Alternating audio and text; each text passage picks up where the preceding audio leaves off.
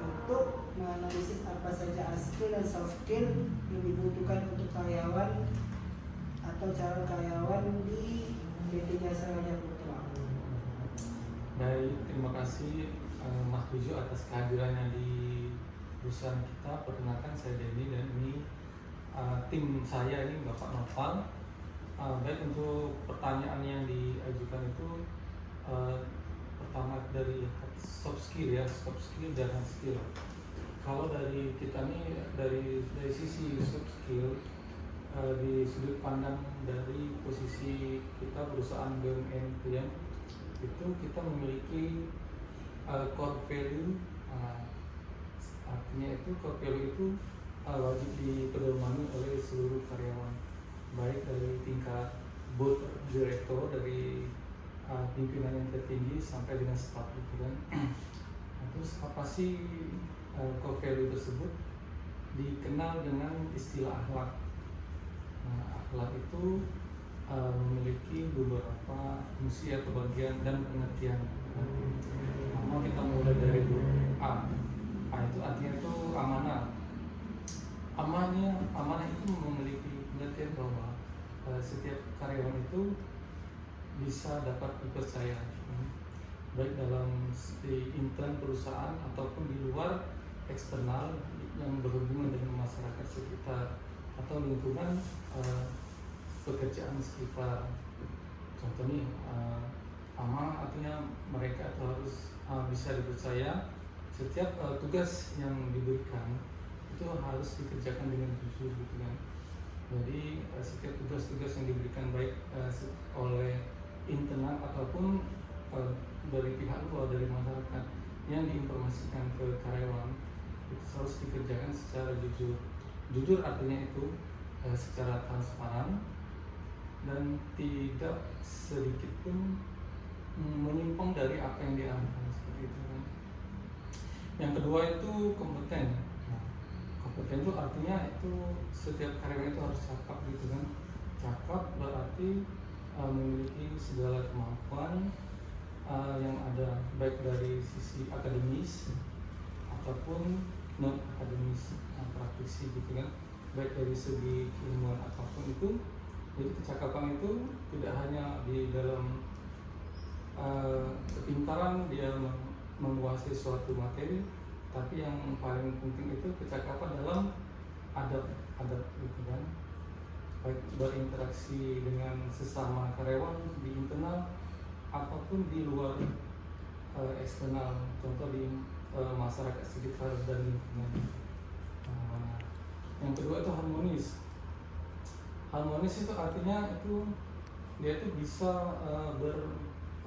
fleksibel, artinya harmonis, fleksibel artinya dalam setiap kondisi apapun dia bisa beradaptasi.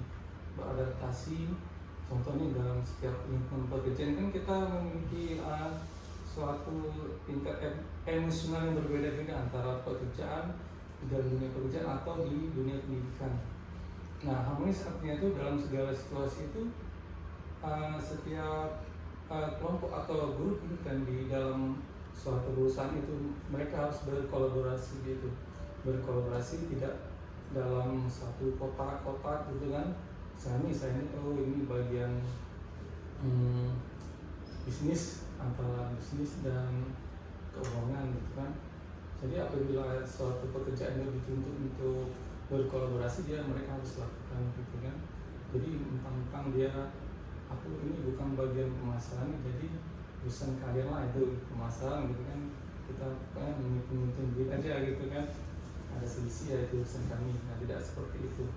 Nanti jadi artinya itu setiap posisi itu bisa menghandle ke posisi yang lain gitu. Jadi dia itu harmonis, artinya itu bisa cakap dalam menguasai segala bidang. Makanya dari itu di intern kita itu setiap berapa tahun sekali itu kita itu dituntut untuk berpindah posisi atau bagian dengan tujuan untuk menguasai segala bidang gitu kan. Yang kedua itu loyal itu baik itu dari dalam sisi internal atau eksternal, itu artinya tidak hitung-hitungan gitu, baik dalam perusahaan atau masyarakat sekitar. contoh nih, kalau jadwal jam kerja kita kan jam 8 sampai jam 5 gitu kan. Nggak mau dia kalau misalnya ada lembur sedikit gitu kan, harus itu lembur gitu kan. Jadi misalnya ada tugas di luar jam kerja gitu kan, nggak mau dia gitu kan, harus masuk di jam kerja gitu kan. Nah, untuk keloyalan itu harus dibentuk seperti itu. Jadi jam kerja di kita itu tidak harus di jam kerja gitu, bisa di luar jam kerja apabila situasi yang menuntut kita itu bekerja di luar jam kerja, itu kita harus lakukan gitu. Jadi tidak boleh tanpa perkataan tidak gitu, seperti itu. Yang kedua tadi adaptif itu artinya hampir sama dengan harmonis, tapi dia lebih menekankan dia bisa beradaptasi dengan segala situasi hal apapun, dari tekanan risiko pekerjaan gitu kan, dan baik dari internal apapun eksternal dari masyarakat luar gitu. Nah, yang terakhir itu kolaboratif. Nah, itu hampir sama juga dengan harmonis, itu kolaboratif. Nah, tapi di sini lebih menekankan itu kolaboratif itu di antara luar perusahaan seperti dengan masyarakat sekitar gitu kan. Artinya kita itu mampu berkolaborasi dengan masyarakat luar. Contoh kita ini ada program CSR, itu Customer Responsibility kan. Jadi kita tuh perusahaan itu harus membawa dampak yang memberi manfaat bagi lingkungan sekitar. Contoh nih, kita menanam pohon gitu kan untuk masyarakat sekitar. Jadi manfaat perusahaan itu bisa berdampak efek positif bagi masyarakat sekitar, bukan hanya bagi struktur organisasi yang ada di perusahaan tersebut. Pak, saya dari pertanyaanku kedua, skill apa saja yang diperlukan dimiliki oleh karyawan Jasa Raja Putra yang menjalankan tugas sehari-hari? Baik, untuk menjawab pertanyaan tersebut, saya akan menggambarkan situasi yang saya alami di sini di PT Jasa Raja Putra cabang Palembang. Itu untuk hard skillnya itu sudah paling pasti itu menguasai komputer, karena di sini kita melakukan semua kerjaan itu melalui komputer gitu.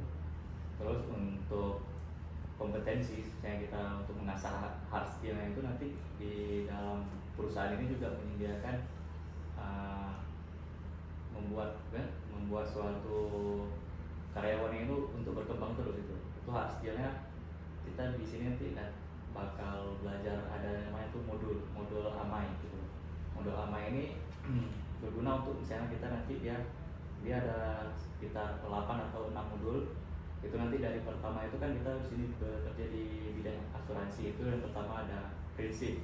Nah, dengan menguasai modul 1 itu prinsip asuransi, kita bakal lebih menguasai apa itu dunia asuransi itu sendiri. Terus ada nanti kita juga kalau sudah lulus modul 1 lanjut ke modul 2, itu nanti ada bagian bidang hukum. Nah, di bidang hukum itu nanti kita namanya juga dunia asuransi itu tidak lepas dari istilah hukum gitu. Ada nanti permasalahan yang mungkin kita harus penyelesaiannya itu melalui hukum, dan itu kita harus mengerti juga apa itu hukum, bukan hanya mengerti asuransi itu aja. Terus modul ketiga itu ada modul keuangan. Dan di situ kita belajar mengenai apa itu keuangan, bagaimana keuangan itu dipakai dalam suatu perusahaan. Itu bakal kita pelajari seiring kita bekerja di perusahaan ini. Dan karena ini perusahaan asuransi, latar belakang saya sebenarnya bukan dari perkuliahan asuransi, saya dari teknik industri. Tapi kan kalau di perusahaan asuransi itu biasanya dia hampir sama seperti perusahaan bank, itu dia menerima semua latar belakang pendidikan. Tapi ketika sudah bekerja di sini, kita harus mengambil yang saya bilang tadi modul AMAI itu untuk melatih hard skill kita untuk dapat bekerja secara maksimal di perusahaan asuransi. Mungkin dari Pak Denny ada tambahan? Saya akan menambahkan sedikit gitu, kalau tidak sedikit banyak gitu kan. Menambahkan berarti kalau di perusahaan ini kan selain di dunia pendidikan ya khususnya itu ada pendidikan secara akademis gitu kan. Yang kedua itu non akademis. Contoh di akademis ya kita berkuliah dari SD, SMP sampai S3 itu melalui pendidikan akademis. Nah satu lagi yang pendidikan non akademis itu profesi artinya. Contohnya pendidikan profesi seorang akuntan atau seorang ajun ahli asuransi atau seorang notaris. Nah itu kan pendidikan non akademis atau profesi. Nah kalau untuk dari segi pendidikan akademis di Jasa Raja Putra itu dia menerima hampir seluruh bidang akademisi, baik itu dari segala jurusan fisika, biologi gitu kan, ini aja dari teknik gitu kan, itu dia diterima. Terus dia sesudah diterima di pekerjaan di Jasa Raja Putra, berhubung kita ini perusahaan asuransi, itu dituntut mengerti dalam hal-hal asuransi gitu. Nah di perusahaan asuransi itu ada namanya satu lembaga namanya itu AMAI. AMAI itu dia berfokus untuk menerbitkan sertifikasi non akademis khusus bidang asuransi. Nah yang disebutkan oleh Pak Novel tadi. Nah untuk itu namanya bergelar itu A3K, ahli ajun asuransi kerugian. Nanti apabila telah melewati pembelajaran tes kompetensi, dia akan mendapatkan gelar non akademis A3IK gitu kan. Nah itu terdiri dari 6 modul soalnya. Iya. Nah 6 modul itu kita harus dipelajari semua dan ikut melakukan tes kompetensi. Apabila sudah cakap lulus di situ, maka mendapatlah gelar profesi A3IK tersebut gitu kan. Di dalam modul itu ya di aspek itu dipelajari semua, tapi berhubungan dengan asuransi, hukum berhubungan dengan asuransi, ekonomi di asuransinya seperti itu. Nah selain dari itu kita juga di sini melakukan berbagai macam profesi. Contoh nih ada profesi sebagai pengacara juga bisa, atau profesi sebagai akuntan gitu kan. Nah tapi itu untuk yang di luar, atau satu lagi tuh namanya aktuaria, baru dengar aktuaria. Nah selain aktuaria itu sangat diperlukan di dunia asuransi karena dialah yang menetapkan tarif premi setiap perhitungan dalam asuransi itu bagi aktuaria. Nah, itu sangat dibutuhkan. Setelah itu, selain dari gelar profesi akademis dan non akademis, kita juga melakukan ini pelatihan gitu. Pelatihan itu dilaksanakan oleh pihak eksternal dari perusahaan. Contohnya lembaga-lembaga yang melakukan pelatihan, contoh LPPM, lembaga manajemen gitu kan yang ada di Jakarta itu kan. Terus ataupun lembaga apapun yang berhubungan dengan bidang pekerjaan. Jadi kita ini ada ini sub bidang pekerjaan. Ada bisnis itu sama seperti marketing gitu kan. Yang kedua underwriting itu sama dengan manajemen risiko, dia meneliti. Yang ketiga itu bagian finance. Yang keempat itu bagian HRD atau human capital seperti itu. Nah setiap bidang itu diberikan pelatihan pendidikan yang berbeda-beda. Tentunya itu dilakukan oleh pihak eksternal. Jadi dalam 1 tahun itu pelatihan itu dilakukan secara berkala gitu. Jadi setiap bidang itu mendapatkan pelatihan, baik itu secara online ataupun offline. Biasanya kalau secara offline itu kita diterbitkan itu surat edaran dari kantor pusat, itu disebarkan ke cabang, dan itu ada siapa-siapa namanya sesuai bagiannya itu melakukan pelatihan yang sudah dijadwalkan. Sebagian besar itu di Pulau Jawa gitu kan, di Jakarta sebagian besar. Nah kalau untuk yang offline biasanya itu kita melalui Zoom. Kalau offline itu biasanya pelatihan itu bisa 1 hari atau bisa 1 minggu seperti itu. Jadi tergantung pelatihan apa yang akan dilakukan seperti itu kan. Contohnya di bagian bisnis itu kebanyakan itu bagian marketing, terus pemahaman produk gitu kan. Jadi kebanyakan itu pihak luar juga sih, pihak kita yang pihak internal kita, perusahaan kita itu di bagian di bank biasanya yang melakukan pelatihan itu, tapi sedikit gitu kan, tapi kebanyakan dari pihak eksternal untuk melakukan itu. Dari saya mau bertanya nomor 3 pertanyaannya, apakah kemampuan teknologi digital, misalnya penggunaan sistem informasi, aplikasi internal atau data digital menjadi kompetensi wajib, terutama di tengah gencarnya transformasi digital saat ini di PT Jasa Raja Putra? Baik, untuk menjawab pertanyaan tersebut, kalau untuk menguasainya tuh kami dituntut untuk menguasai teknologi digital ya. Karena di sini untuk absensinya saja itu sudah menggunakan aplikasi yang satu Indonesia itu sudah terhubung gitu. Jadi kalau kita telat semenit itu di aplikasi tersebut sudah ada notifikasi kalau kita tuh terlambat kehadiran gitu. Terus kalau untuk data secara digital itu juga kita sudah mulai ada yang namanya kalau di Jasa Raharja Putra itu CRM gitu.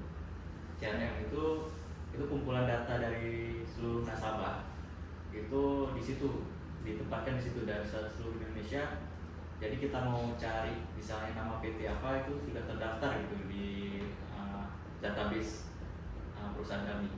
Terus kalau untuk sistem persuratannya juga, kalau biasa kita mengenal namanya Gmail atau Yahoo atau apapun segala macam, kalau di kita juga punya sistem persuratan elektroniknya internal perusahaan sendiri, itu namanya DMS gitu. Itu dipakai juga untuk bersurat dari cabang ke pusat atau dari pusat ke cabang gitu. Untuk pemasaran secara digital juga kita juga punya produk itu aplikasi namanya Insurance, itu sudah ada di Apple Store dan Play Store juga sudah ada. Di situ dapat dilihat berbagai macam produk yang dari Jasa Raharja Putra yang ditawarkan. Jadi si customernya ini tidak perlu datang ke kantor atau melalui pihak ketiga gitu, tapi dia dimanapun asal dia punya HP, dia punya akses internet, dia bisa beli produknya Jasa Raharja Putra melalui aplikasi Insurance. Mungkin penerapan teknologi di perusahaan Jasa Raharja Putra sudah cukup matang menurut saya. Baik, saya akan menambahkan sedikit gitu kan. Jadi ya benar apa yang disebutkan teman kita Nopal itu kan, berbagai macam teknologi dan informasi telah dikembangkan khususnya di bagian IT dari perusahaan kita. Itu teknologi itu ada yang dikembangkan sendiri atau ada yang berkolaborasi dengan pihak internal gitu, perusahaan IT gitu kan. Nah, jadi dari berbagai kita memiliki berbagai macam divisi. Yang pertama itu ya divisi pemasaran, tadi sudah disebutkan Pak Nopal. Jadi dahulu kita melakukan pemasaran itu melalui sistem manual gitu kan, terus seminar, proposal gitu kan. Nah, dari segi proposal, dari sekarang sudah perkembangan IT teknologi itu, sekarang kita menciptakan aplikasi Android yang berbasis Android, namanya tadi Azure itu. Jadi di bagian pemasaran bisa melakukan pemasaran melalui aplikasi tersebut gitu kan. Yang terus yang dari pemasaran juga itu ada tim pengembang juga itu melalui media sosial. Nah, itu kita punya IG, kita punya Facebook gitu kan. Nah, di IG tersebut selalu diupdate selalu kegiatan ataupun promosi, dan juga melalui website, kita ada website juga gitu kan. Nah, di situ selalu update setiap event atau kegiatan atau promosi. Nah, kalau dilihat dari sisi HRD atau human capital, kita punya ada namanya aplikasi itu HRMS. Nah, itu kerjasama dengan pihak eksternal, pihak luar gitu kan. Nah, tapi disempurnakan dengan internal juga kita itu. Jadi dari sisi itu, apa yang bisa kita dapat di sistem itu, pertama itu aplikasi absensi online. Nah, dia memakai teknologi GPS gitu kan. Jadi dimana kita absensi sudah dititikkan di kantor gitu kan. Jadi harus di titik kantor, dia bisa akses itu dengan tepat waktu gitu kan. Apabila di luar itu tidak bisa akses. Jadi untuk menyalahgunai penyimpangan bahwa memang benar seorang karyawan tersebut berada di kantor gitu kan. Nah, yang kedua dari sisi HRD juga kita bisa menggunakan aplikasi HRMS itu melalui webnya. Nah, webnya itu feature-nya itu lebih banyak lagi, gitu. Lebih banyak lagi. Data karyawan ada di situ, terus dia mau mengajukan cuti, gitu kan, terus upload gelar atau pendidikan profesi yang telah ditempuh mendapat gelar, gitu kan, bisa diinformasikan di situ. Terus rangkuman dia dalam 1 tahun atau 1 bulan itu sudah bekerja selama berapa jam itu di situ semua. Terus update promosi dan informasi ada di situ semua dari HRD. Nah, terus dari segi umum, jadi divisi itu ada HRD, terus ada divisi dan umum. Nah, umum itu mengembangkan aplikasi DMS namanya itu. Nah, itu dipakai oleh seluruh karyawan. Jadi itu untuk surat menyurat baik dari internal atau eksternal. Jadi kita nggak manual lagi gitu kan, kirim surat pakai email gitu kan, pakai Gmail gitu. Nah, itu kita sudah ada sistem. Jadi di surat itu sudah ada nomornya, itu sudah otomatis. Nomornya otomatis, formatnya kepada siapa, gitu kan, sudah sistem semua. Jadi nggak perlu lagi email gitu kan, sudah gimana sih ini, mana ini tujuannya kemana, yang sudah tersistem. Tinggal kasih key passwordnya itu sudah menuju ke alamat yang dituju, seperti itu. Nah, seperti itu. Dan juga untuk suratnya itu secara internal itu berbasis tanda tangannya elektronik barcode seperti itu kan. Tapi kalau suratnya keluar itu masih tangan biasa manual kan, karena sebagai instansi itu tidak menerima yang elektronik, makanya kita kombinasikan dengan tangan basah kayak itu. Seperti itu. Sepertinya sudah cukup untuk hari ini Pak. Terima kasih atas jawaban yang sudah Bapak berikan dari beberapa pertanyaan. Tadi kami mendapatkan beberapa pengetahuan tentang soft skill dan hard skill yang ada di perusahaan PT Jasa Raja Putra ini. Dan juga saya harap kita dapat bertemu lagi di kesempatan selanjutnya. Saya tutup, terima kasih. Selamat sore. Selamat sore, terima kasih juga.